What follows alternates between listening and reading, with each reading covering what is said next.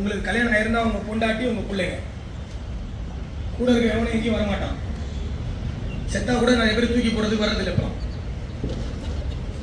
அதனால நீங்க எல்லாரும் ஒழுக்கமா இருந்தீங்க அப்படின்னா அது உங்களுக்கு நல்லது.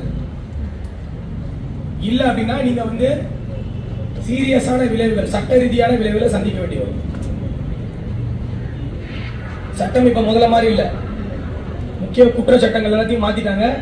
ரொம்ப ஸ்ட்ரிக்டா இருக்கு. உங்களை பொருளாதார ரீதியாக கூட உங்க எல்லாரையும் முடக்க முடியும்.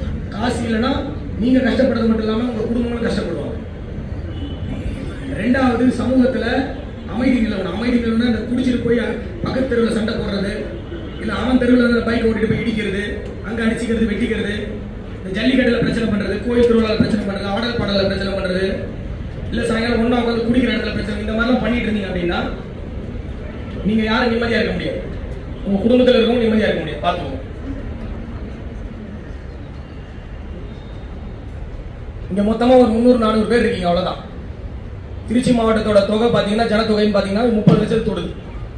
நீங்கள் 300, 350, 400 பேர்னால 30 லட்சம் மக்கள் வந்து நிம்மதியாக இருக்க முடியாமல் இருக்க முடியாது. இந்த 300 ஒரு நம்பரே கிடையாது. ஜெயிலில் போனால் ஜெயில் வாழ்க்கை ஃபுல்லாக போயிடும்.